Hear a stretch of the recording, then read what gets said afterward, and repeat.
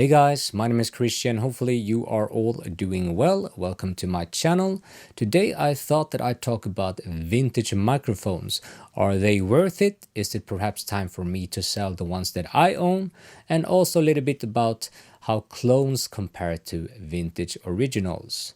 So I sat down last night listening to a bunch of reference music. I've been really enjoying the Head Type 20 Mark IIs here. And they've been very revealing. I'm hearing things that I did not hear before, so I really wanted to sit down, take the time, listen on some music, and also on the microphone test that I've been doing here on the channel. Trust me, there has been quite a few microphones featured here on the channel. Perhaps I can list them here so you can actually see. And one of the reasons was to try to consolidate my thoughts and also perhaps see if there could be one or two candidates that could possibly replace my vintage microphones. So I think I've used and own most of the famous vintage microphones, and this is not me bragging. I just want to explain myself that this is based on actual user experience and not just me repeating internet rumors and what people usually say online. And I'm not that sentimental when it comes to microphones. The vintage microphones that I've liked, I've kept, and those that I did not think that was for me, I've sold. For example, I owned a pair of U87s that I've sold with no regrets.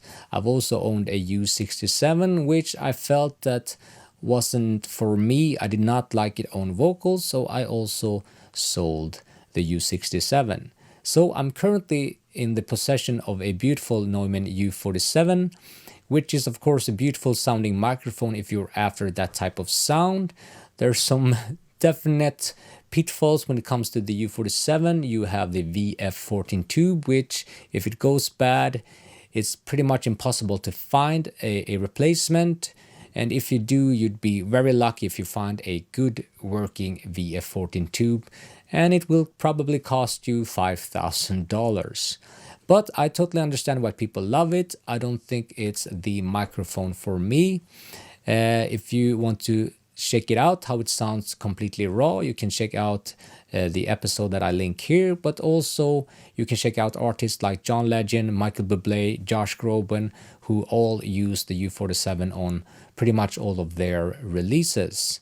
So I totally get the sound, but I think personally I'm more into that intimate ELA M250 sound, and for me that has been the Neumann M269. I've compared the M269 to an ELA M251 original, and they are very much alike in terms of sound. Perhaps the M269 have a little bit more of that Neumann mids, but very close, surprisingly very close in terms of sound. So we have the downside of perhaps tubes going bad, which can be a very expensive venture to try to replace those. But of course I'm also aware of vintage prices. Vintage King are currently charging $35,000 for a U47, which is pretty insane. So of course that comes into play when you think about selling a microphone. So listening back to my microphone test, I think I boiled it down to two possible candidates. The first one is the Chandler Red, which is a mid-forward intimate sounding microphone, but it also has kind of that low mid bloom that you can find in an ELA M251, and it also has an integrated preamp circuit, tube preamp circuit, so you can basically just hook it up to your sound card and you're ready to go. So I thought my voice sounded absolutely stunning on the Red, so that's definitely a candidate.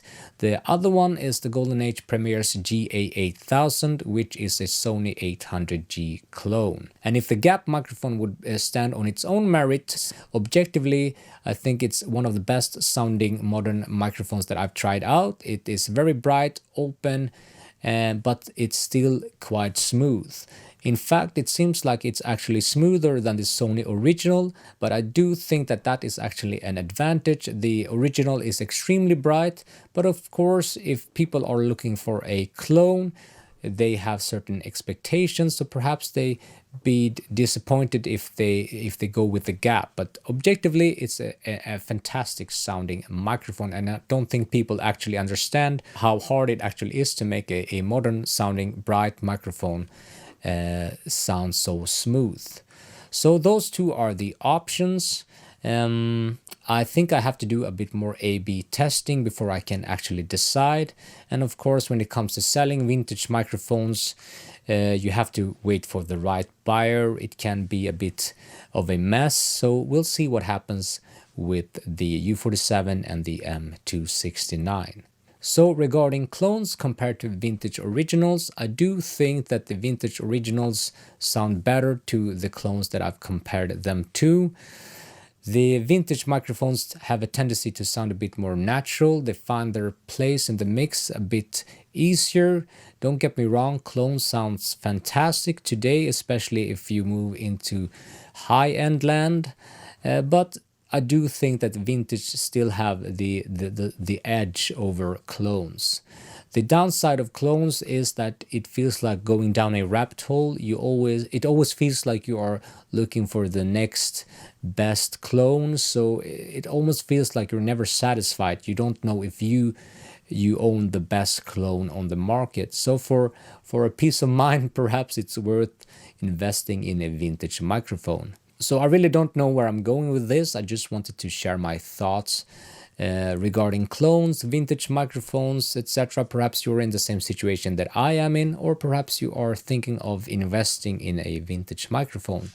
So yeah, if you'd like to hear more of this when I talk about music stuff or just my test when I test microphones, hardware, please hit subscribe, give me a thumbs up, and hopefully I'll see you guys around.